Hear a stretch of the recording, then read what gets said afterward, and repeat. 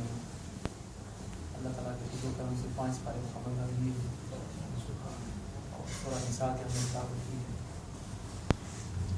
سورہ نساء کے شروع میں اللہ تعالیٰ بات کرتا ہے نکاح کی. فانکحوا ما طاب لکم من النساء مثنی وثلاث ورباع. 1 شادی کر لو, 2 کر لو, 3 سے نکاح کر لو, 4 سے نکاح کر لو. اب یہ اس کو لوگوں نے سمجھا نہیں بات کرتے. آج مسلمان ہمیں سمجھنا ضروری ہوتا ہے کہ کیا مسلمانوں کو اتنی بڑی اجازت دی گئی ہے کھلی شادی کرتے رہے. اسلام سے پہلے مکہ مکرمہ میں لوگ 12 شادی کرتے تھے, 15 کرتے تھے, زیادہ کیا کرتے تھے. تو اسلام نے اس کو منیمائز کیا ہے, میکسیمائز نہیں کیا. ایسا نہیں ہے کہ اسلام سے پہلے 2 شادیاں کرتے تھے, 1 کرتے تھے, اسلام نے اٹھا کر 4 کر دی. انہیں زیادہ کرتے تھے. اور پیچھے چلے جائیں انبیاء کرام کے پاس, حضرت داؤد علیہ السلام 100 شادیاں.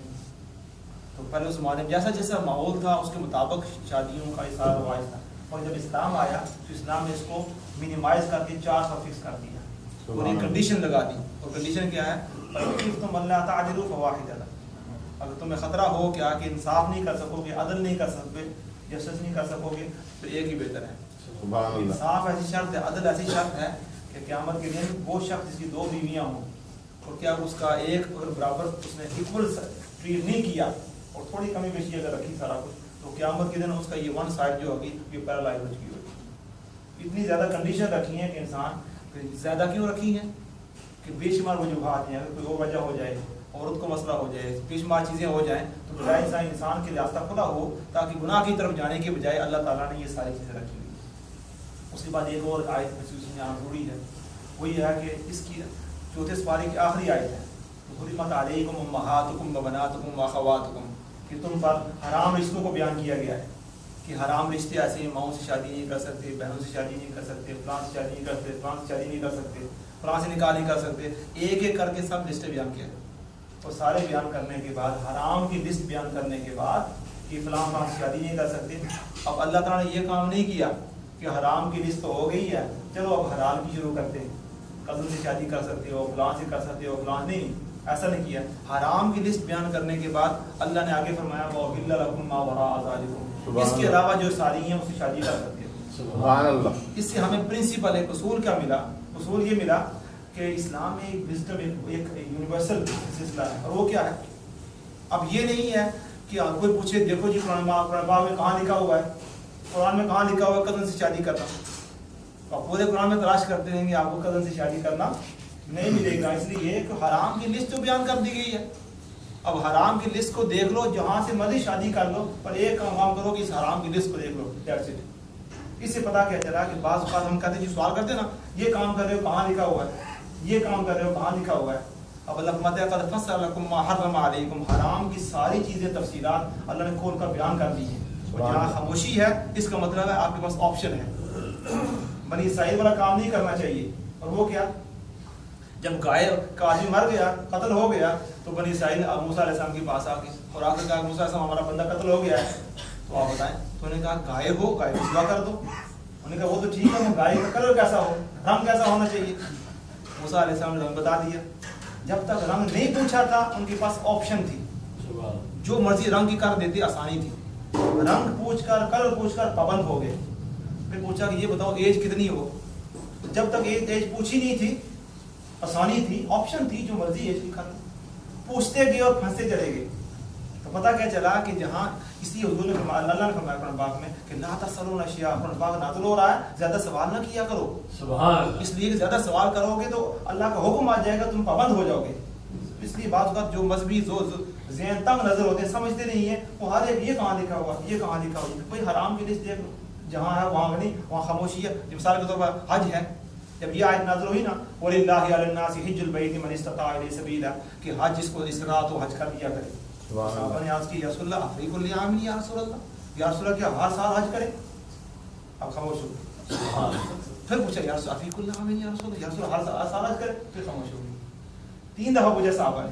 جب 3 دفعہ پوچھا تو حضور نے فرمایا کیا, لو قلت نعم لوجبت, اگر میں کہہ دیتا ہاں ہر سال فرض ہو جاتا. سبحان اللہ. زیادہ سوال نہ کیا کرو, کہ خاموشی میں فائدہ ہے کہ جو کر لو نہ کرو, جب پوچھ لیا تو پابند ہو گئے. اس حوالے سے ہوتا ہے. ایک اور اس حوالے سے بدعت کا معاملہ جو ہے اس کو لوگ سمجھتے نہیں ہیں, ہر چیز پر بدعت لگا دیتے. یہ کام بدعت ہے، یہ حضور کے زمانے میں یہ بدعت ہے، یہ پوری زندگی 70% کام سارے بدعت ہو گئے. اور اس کی وجہ کیا ہے؟ ہم بدعت کو سمجھتے نہیں. بدعت کن کو کہا جاتا ہے؟ یاد رکھیں. آپ اکثر مسجد میں جائیں گے آپ کو یہ حدیث بڑی ملے گی، خطبوں میں امام پڑھیں گے کیا کہ کل بدعۃ ضلالہ وکل ضلالۃ فی النار. ہر جگہ آپ سنتے رہیں گے کل بدعۃ ضلالہ، ہر بدعت گمراہی ہے، ہر گمراہی جہنم میں لے جانے والی ہے. عام آدمی بیچارہ ڈر جاتا ہے، وہ پوری حدیث نہیں پڑھتے، حدیث کا آخری حصہ پڑھتے ہیں. پوری حدیث کو جب پڑھیں گے تو معاملہ سارا کلیئر ہو جائے گا. اگر آدھی آیت پڑھیں گے نا یا ایھا الذین آمنوا لا تقربوا الصلاۃ، ایمان والوں نماز کے قریب نہیں جانا، آدھی آیت ہے. آپ کہیں گے قرآن پاک میں لکھا ہوا ہے نماز کے قریب نہیں جانا. اگلی آیت کا حصہ کیا ہے؟ وانتم سکارا، جب نشے کی حالت میں ہو. تو پوری آیت پڑھی نا تو بات سمجھ میں آئی نا. تو آدھی حدیث آدھی آیت پڑھنے سے انسان مس انڈرسٹوڈ ہو جاتا ہے. ایسی پوری حدیث کی اب کیا ہے یاد ہے، جب بھی یہ کوئی پڑھے نا کل بدعۃ ضلالہ وکل ضلالۃ فی النار، اب پتہ ہونا چاہیے کہ حدیث کا پورا حصہ نہیں، حدیث کا آخری لائن ہے یہ. اور پوری حدیث کیا ہے؟ سبحان اللہ. ابو داؤد شریف کا حدیث پاک ہے کہ حضور علیہ السلام بعد میں آپ صبح کا وقت آپ تشریف فرما کے صحابہ بیٹھے ہوئے ہیں اور صحابہ کہتے ہیں کہ آپ پر ایسے معاملات ایسے آثار تھے جیسے کوئی انسان بڑا غمگین حالت میں ہوتا ہے. اور پھر کیا ہوا؟ تو آپ نے باتیں کرتے رہے تو آپ نے فرمایا کہ فَإِنَّهُ مَن يَعِشْ مِنْكُمْ فَسَيَرَىٰ اخْتِلَافًا كَثِيرًا، کہ جو تم میں سے صحابہ جو میرے پاس زندہ رہے گا وہ بڑا اختلاف دیکھے گا، اختلاف کثیر دیکھے گا. اب دیکھیں کس طرح اشارہ کیا جاتا ہے، جو آپ میں سے زندہ رہے گا بعد میں بڑے معاملات دیکھے گا. وَفَإِنَّ كُلُّ مُحْدَثَاتٍ الْأُمُورِ، بڑے بڑے حادثے بڑے بڑے فتنے پیدا ہوں گے. وَكُلُّ بِدْعَةٍ ضَلَالَةٍ وَكُلُّ ضَلَالَةٍ فِي النَّارِ، وہ جو بڑے بڑے فتنے ہوں گے وہ بدعتیں ہوں گی، وہ جہنم میں جانے والی ہوں گی، وہ گمراہی ہوگی. اب سوال یہ پیدا ہوتا ہے کہ کن چیزوں کو حضور نے محدثات الامور اور بدعات کہا اور بدعت کہا؟ دیکھتے چونکہ فرمایا کہ صحابہ تم دیکھ لو گے جب تک زندہ رہے. صاحب حضور کے فوراً بعد کیا ہوا؟ حضرت ابوبکر صدیق خلیفہ جب بنے تو 4 بڑے فتنے پیدا ہوئے. ایک جھوٹے نبیوں کا، مسیلمہ کذاب نے دعویٰ کر دیا میں جو نبی ہوں. اسود انصاری نے کہا دیا میں نبی ہوں. سجا ایک عورت جس نے کہا میں نبی ہوں. تو نبوت کا فتنہ کھڑا کر دیا گیا. حضرت ابوبکر صدیق نے ان کے خلاف جنگ کی. تو اندازہ کرنے کہ فتنہ کتنا بڑا تھا کہ دین سے ہی نکل جانا، نبی ہو گیا تو دین سے ہی نکل گئے. ان کو محدثات کا، ان کو بدعات کا. یہ چھوٹی باتیں دعا مانگنی بدعت ہوگی، ہاتھ اٹھانی بدعت ہوگی، کہ فلاں کام کرنے بدعت، ان چیزوں سے بدعت نہیں ہوتی. دوسری بات کیا؟ منکرین زکوٰۃ، لوگوں نے زکوٰۃ کا انکار کر دیا. 5 بدعت اسلام ہے ان میں سے ایک کا انکار کر دیا، یعنی اسلام بریک ہو گیا. چھوٹی موٹی بات کو بدعت محدثات نہیں کہا، ایسی چیزیں جن سے دین کا حلیہ ہی بگڑ جائے. اور زکوٰۃ کے منکرین زکوٰۃ کے خلاف جہاد کیا گیا، فراموش کیا گیا. اور پھر تیسرا فتنہ کون سا تھا؟ منکرین زکوٰۃ کا بھی ہو گیا. خوارج کا فتنہ پیدا ہوا جنہوں نے دین کا معاملہ خاص کر دیا. تو یہ بڑے بڑے جو فتنے پیدا ہوئے اس کی وجہ سے کیا ان کو کہا محدثات الامور، ان کو کہا بدعات. آج کل کے جو تھوڑی علم والے وہ کیا کہتے ہیں ہر جگہ کل بدعۃ ضلالہ کل ضلالۃ فی النار. اگر یہ سمجھے کہ ہر چیز نئی، کیا ہر نئی چیز جو حضور کے زمانے میں نہیں تھی وہ ساری بدعت ہے، تو 70% ہمارے جو کام ہیں حضور نے تو تلواروں سے جہاد کیا تھا. آج ہم کہیں نہیں سنت طریقہ کیا ہے؟ تلوار اٹھا لو اور پھر جہاد کرو. وہ کہیں نہیں، وہ کیا اس زمانے کی جو ریکوائرمنٹ کیا تھی، وہ ویپن کیا تھی، وہ تلوار تھی. تو آج کل کے زمانے میں ٹینک ہیں، بم ہیں، جو وزی ہے. پھر حضور سواری کس پر کرتے تھے؟ گھوڑوں پر سوار کرتے تھے، اونٹی پر سوار کرتے تھے. آج کو کہ نہیں سنت طریقہ کیا ہے کہ بس میں نے جہاز پر سواری نہیں کرنی چونکہ یہ بدعت ہے، حضور کے زمانے میں نہیں تھی، میں نے اب کرنی ہے. تو بے شمار چیزوں سے انسان پھر الگ ہو جائے گا. دیکھنا اسلام تو یونیورسل ہے، قیامت تک کے لیے ہے. 2 مثالیں آپ کو میں پیش کرتا ہوں. ایک تو کیا ہے یہ جو بدعت کے حوالے سے، ایک تو یہ ہے کہ جو ہم رمضان تراویح پڑھتے ہیں، آپ کو یاد ہوگا کہ رمضان کی تراویح پورا مہینہ جب جماعت حضور صاحب نے نہیں پڑھی تھی. اب صرف 3 دن پڑھی، 3 دن پڑھی اور آپ اندر چلے گئے. اس کے بعد آپ نے باجماعت نماز ادا نہیں کی، آپ کا پورا زمانہ گزر گیا. آپ کے بعد خلیفہ کون ہوئے؟ حضرت ابوبکر صدیق رضی اللہ تعالیٰ. تو آپ کے زمانے میں 2.5 سال تک آپ کے زمانے میں بھی کیا ایسے الگ پڑھتے رہے. اسی دوران کیا ہوا؟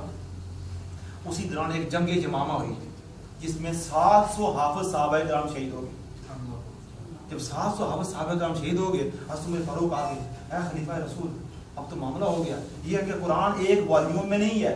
قرآن کیا تھا؟ کبھی سلیب پر لکھا ہوا ہے، اس چیزوں پر لکھا ہوا ہے، ایک بک کی شکل میں نہیں تھا، الگ الگ لکھا ہوا ہے. اور حافظ قرآن شہید ہو رہے ہیں، مسئلہ بن رہا ہے. حضرت ابوبکر نے فرمایا کہ یہ کیسے، جس کام کو حضور نے نہیں کیا ہم کیسے کر سکتے ہیں؟ حضرت عمر فاروق نے فرمایا واللہ ہوا خیر، ہے تو نیا کام، قرآن کو ایک کتاب کی شکل میں فارم کرنا یہ نیا کام ہے، مگر اللہ کی قسم یہ خیر ہے، اس میں مسئلہ بن جائے گا قرآن کی پروٹیکشن کا. اور حفاظت کا. تو وہ کہتے ہیں آپ کی اس بات سے میرا دل کھل گیا. سبحان بن صاحب اور مفتی صاحب اکرام کی ڈیوٹی لگا دی گئی. انہوں نے کیا کیا, قرآن کو ایک بک میں کمپائل کیا. اور یہ کہہ نہیں یہ قرآن کا ہم نہیں مانتے, جو کہ قرآن جو ہے نا حضور کے زمانے میں کتاب کی شکل میں نہیں تھا. جو چیز حضور کے زمانے میں نہیں ہم کیوں مانیں؟ تو یہ اس کا مطلب ہے دین کی سمجھ نہیں ہے ہمیں. ایک مثال. دوسری مثال کو ایک ہم دے دی تراویح کی ہوئی تھی, تراویح کی ہو گئی ہے. تراویح جو ہے نا اس کے بعد میں حضرت عمر فاروق رضی اللہ عنہ کے دور میں تراویح کا ہوا تھا. تراویح کا ہوا تھا. اب تراویح کا کیا ہوا جب دیکھا یہ قرآن پاک کے بعد میں جب عمر فاروق کے زمانے میں کیا ہوا, جب یہ معاملہ ہوا تو انہوں نے دیکھا کیا کہ لوگ آہستہ آہستہ انٹرسٹ لوز کر رہے ہیں. یہاں تو بخشی کا پورا زمانہ 2.5 سال تک کیا الگ الگ پڑھتے رہے, جماعت کے ساتھ پورا مہینہ نہیں تھی. حضور کے زمانے میں نہیں تھی. حضرت عمر فاروق کے زمانے میں آپ نے دیکھا کہ یہ تو الگ الگ کیا ہو رہی ہے, لوگوں کی انٹرسٹ لوز ہو رہی ہے. تو آپ نے ابی بن کعب کو امام بنا دیا اور پورے مہینے کے لیے نماز باجماعت شروع کر دی. سبحان اللہ. اور بخاری شریف کے حدیث ہے جب آپ تشریف لائے آپ نے مسجد بچے دیکھی بھری ہوئی ہے, آپ خوش ہو گئے. فرمایا نعم البدعۃ ھذہ, کتنی اچھی بدعت ہے. سبحان اللہ. آپ کا نئی چیز ہے لیکن اچھی چیز ہے. تو پتہ کہ چلا کہ یہ چھوٹی چھوٹی باتوں کو بدعت کہا جانا, سرف کہا جانا, ان چیزوں کا تعلق بدعات سے نہیں ہے. وہ چیزیں جو دین کو توڑ دیں, حضور کی سنت کو توڑ دیں, ان چیزوں کو بدعات کہتے ہیں. دعائیں مانگنا, فاتحہ پڑھنا, اِصال ثواب کرنا, یہ ساری چیزیں قرآن و حدیث سے ثابت ہیں. اللہ تعالیٰ سے دعا ہے کہ اللہ تعالیٰ ہمیں آقا علیہ السلام کی دین کی صحیح معرفت عطا فرمائے. آمین. وآخر دعوانا الحمدللہ رب العالمین. اللهم صل على سيدنا مولانا محمد وعلى آل سيدنا مولانا محمد وأصحاب سيدنا مولانا محمد وبارك وسلم. ربنا آتنا في الدنيا حسنة وفي الآخرة حسنة وقنا عذاب النار. یا اللہ ہمارے حال کریں, یا اللہ ہمارا کریم, یا اللہ ساری عبادات قبول منظور فرما, ہمارے سارے گناہ معاف فرما, ہماری سستی ختم فرما, غفلتیں ختم فرما. یا اللہ ہم نماز پابندی توفیق عطا فرما. یا اللہ شوق عطا فرما. یا اللہ بڑھ چڑھ کر یا اللہ نیکوں میں رمضان کے مہینے سے فائدہ اٹھانے کی توفیق عطا فرما, اور ہمارے سارے کاموں میں خیر فرمائے, سارے مشکلات دور فرما, اسباب پیدا فرما, اور سارے معاملات کو حل فرما. وفوض امورنا الى الله ان الله بصير بالعباد. وصلى الله تعالى على خير خلقه سيدنا مولانا محمد وآله وصحبه اجمعين.